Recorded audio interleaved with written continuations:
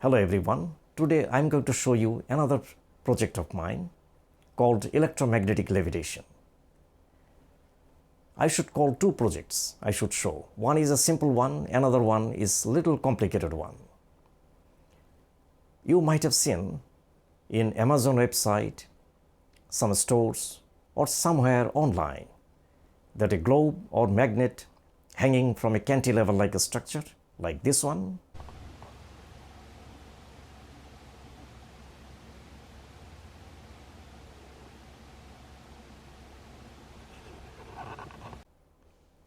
or a magnet or globe floating on a base like this one.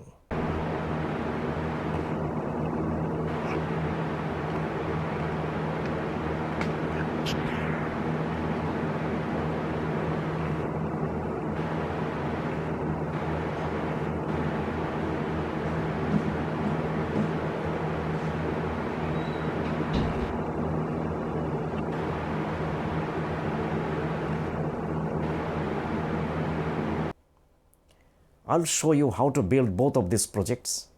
The first one is simple, without much difficulties, one can build one. The second one is little difficult to build, but I'll show you what kind of difficulties one can face and how to solve those issues. And of course, I'll attach some additional documents below the video. There are two types of electromagnetic levitation system. One is mechanically stable, often called attractive electromagnetic levitation, and the other one is mechanically unstable and called repulsive electromagnetic levitation. Let us suppose a ball is located in a well-like structure. If I try to roll the ball, it will oscillate and come back to the original state as it is at the lowest potential energy. That is why this type of system is called a stable system. On the other hand, if a ball is located on top of a mound-like structure, a tiny push can roll the ball down in either direction. This is called a mechanically unstable system. For a mechanically stable system, making an object floating just needs a force to act against the gravitational pull. However, for an unstable system like the second one, a ball is located on top of a wedge. To keep the object in place, we have to continuously move the wedge to and fro motion.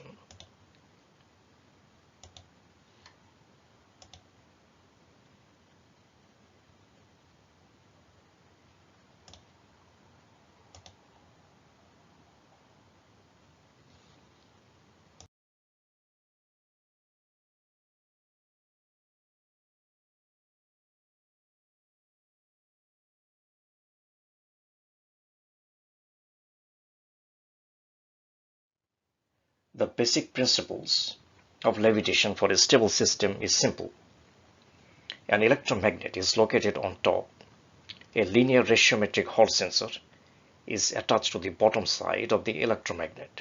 Suppose a current is flowing through the electromagnet, makes the bottom side N pole.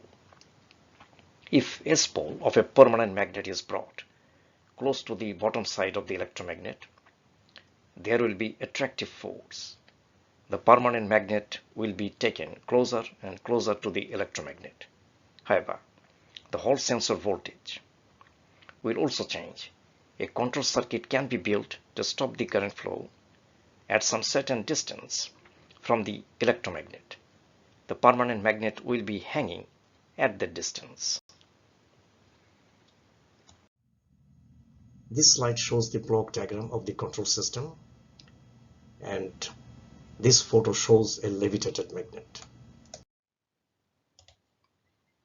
This slide shows the construction of the electromagnet. A steel screw is run through a plastic sheet.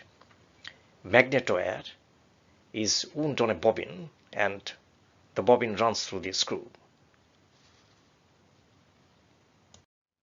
The Hall sensor is taped on the bottom side of the screw.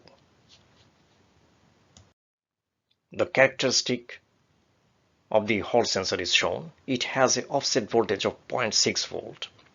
As the magnet is brought closer and closer to the Hall sensor, the output voltage increases linearly. This slide shows the proper way of attaching the Hall sensor. After attaching the Hall sensor, electromagnet is powered and the power supply is also attached to the Hall sensor, and the output voltage of the sensor is measured. If the output voltage is more than 0.7 volt, the polarity of the electromagnet is correct. The electromagnet and the control circuit is shown here. This is the circuit diagram of the control system. IC ALM2903 is a dual comparator. Sensor output is fed to comparator 1 and comparator 2 is driving the MOSFET, which in turn controls the electromagnet. Let me explain how the whole system works. Starting with the second comparator, assume the output is high. The high signal turns the MOSFET on. The MOSFET switches on the current through the electromagnet. The electromagnet starts pulling the floating magnet towards its end pole. As the floating magnet comes closer and closer to the electromagnet, the Hall sensor voltage goes higher and higher. When the Hall sensor voltage crosses the threshold of the first comparator, comparator 2 is switched off and pulling force is no longer available. Comparator 1 threshold can be adjusted by the potentiometer RV1. Adjusting RV1, we can also adjust the height of where the balance occurs between the gravitational downward pull and electromagnetic upward pull.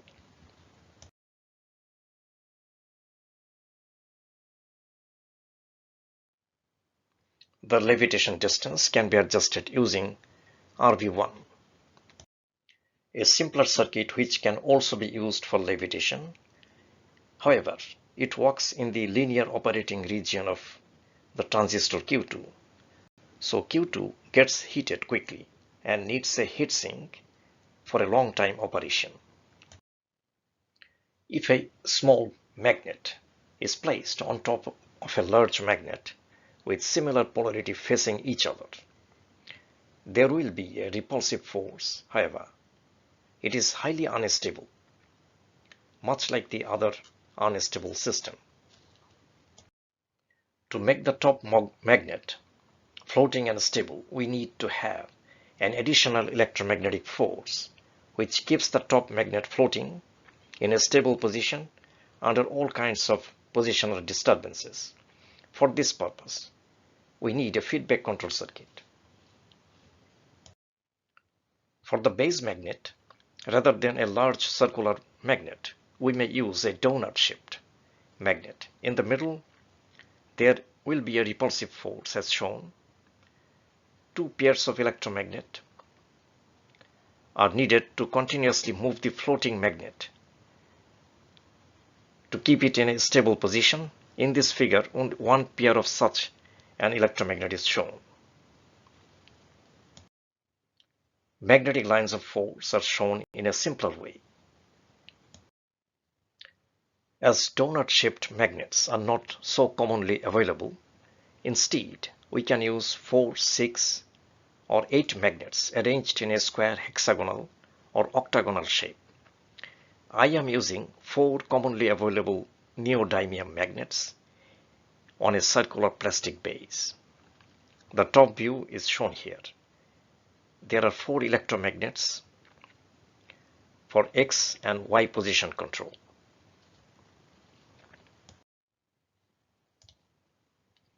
To detect the position of the floating magnet in 2 directions, X and Y, 2 Hall sensors are located at the center.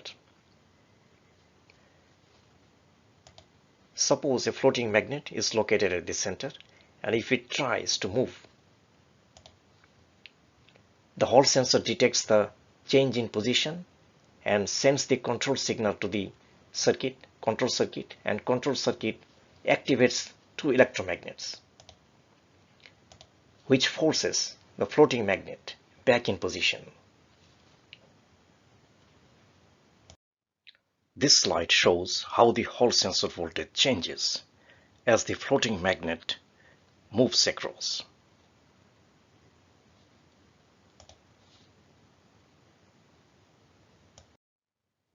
For the plastic base, I used a commonly available plumbing pipe stopper, which is 12.5 cm in diameter. 4 empty spools are used for coil bobbins, and 4 3 cm diameter magnets which are bought from Amazon. Each coil is built with 550 turns of wire gauge 30.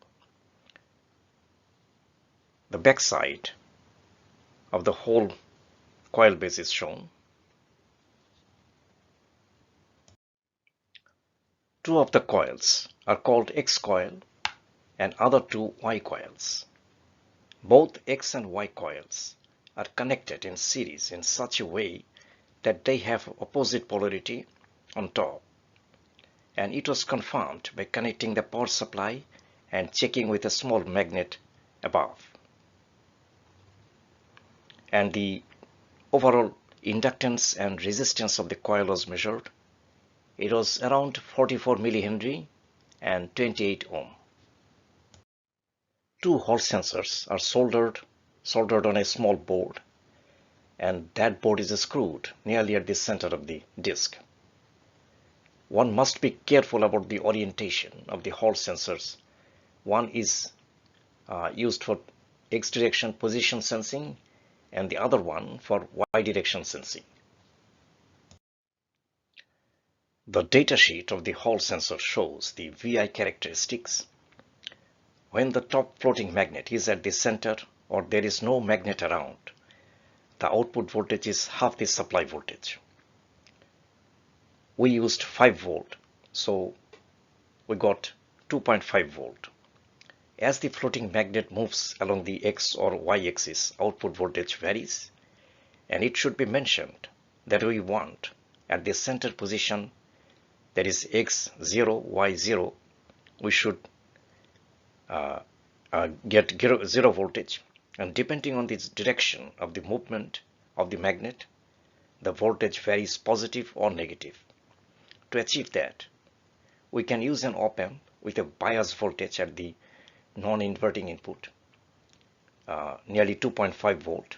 Then when there is no magnet or the magnet is exactly at the center position, we will get 0 volt.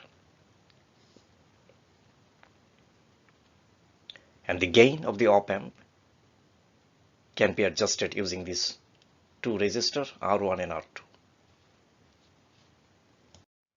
Setting the op-amp gain at 10, I got this distance versus output voltage response. The block diagram of the whole system is shown. 2 pairs of electromagnets, 2 pairs of Hall sensors for the X and Y positions, amplifier, phase shifter, and then the driver to drive the coils.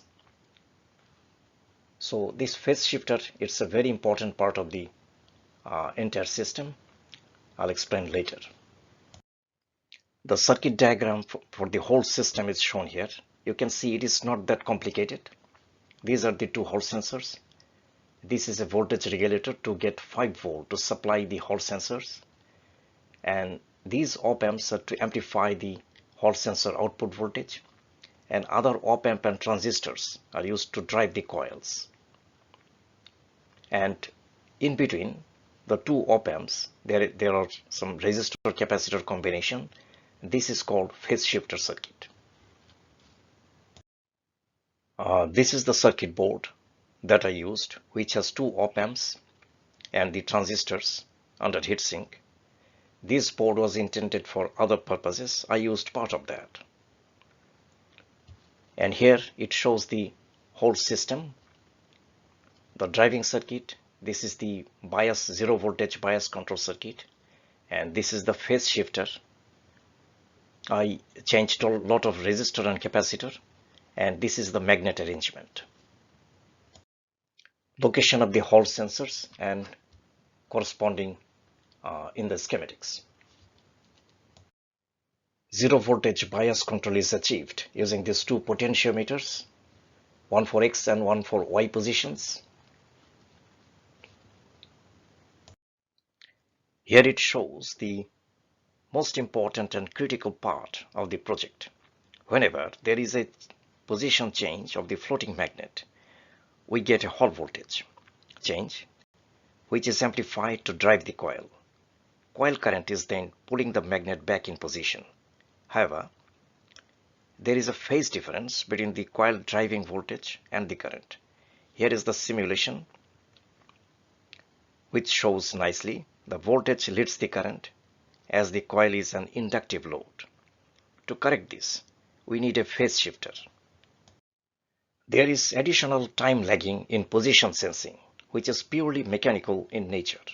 Suppose the magnet deviates from the 0, position, Hall sensor detects that, and the feedback voltage drives the coil to bring it back in position. The floating magnet has a mass. Force acting on mass takes time to bring it back. Using Newton's law of motion, we can determine the time lag. This lag can also be compensated by the phase shifter.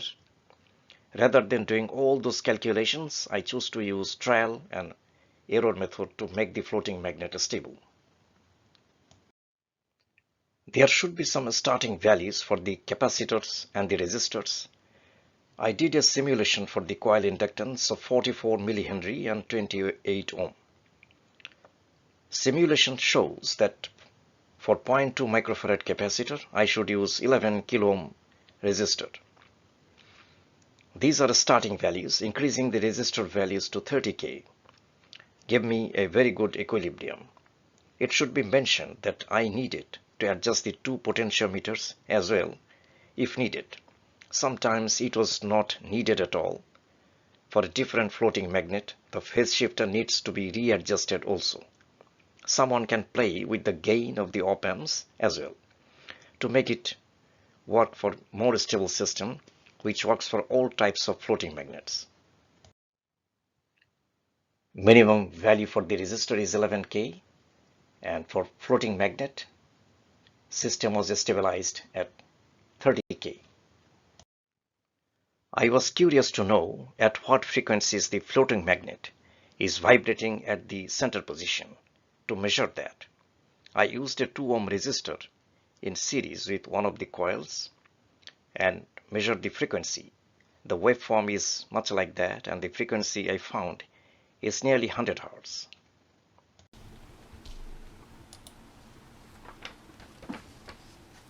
Here is the electromagnet, and the Hall sensor is stepped on the bottom side of the magnet. Here is the control circuit.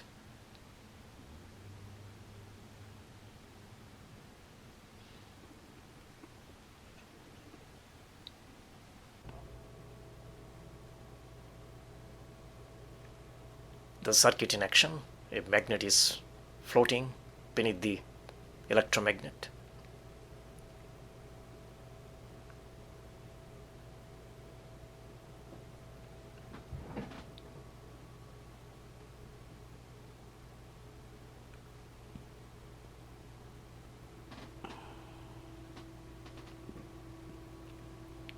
The control circuit is shown.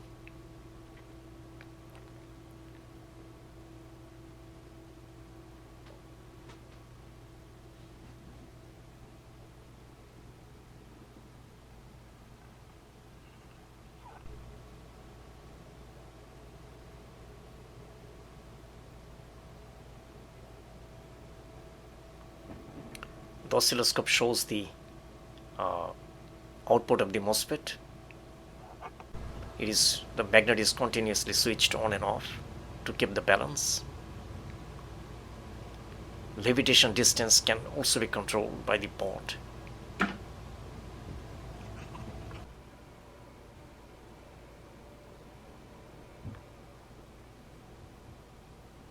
You can see the behavior changes with the magnet position.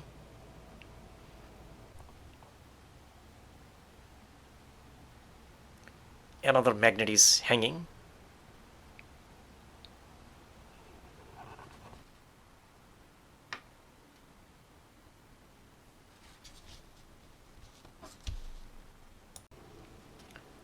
I am measuring the Hall sensor output voltage as the floating magnet passes over it.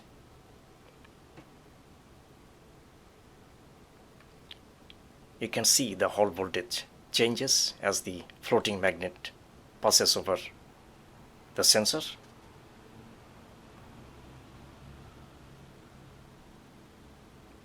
When the floating magnet is not nearby, the voltage is around 2.5 volt. Goes up and down in either direction. Here is the whole control system is shown. The two potentiometer, the op amp. These two potentiometers are for the balancing of the first op amp. And here is the phase shifter circuit consisting of two caps and a bunch of resistors.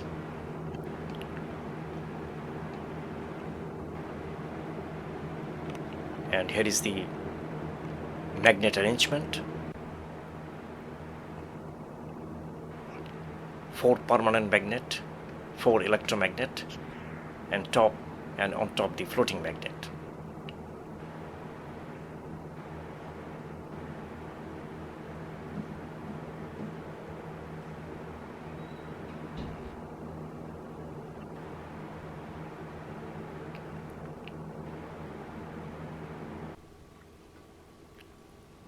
This oscilloscope shows the output of the first op amp.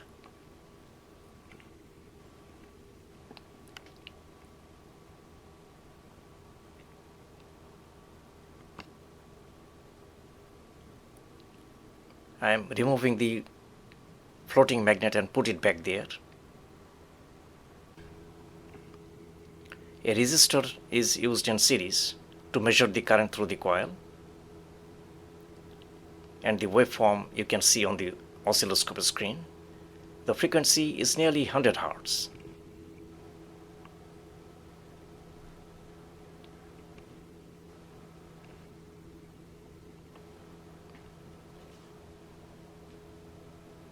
The magnet can be replaced with another magnet, but simultaneously the phase shifter circuit should also be modified, otherwise that won't be stable.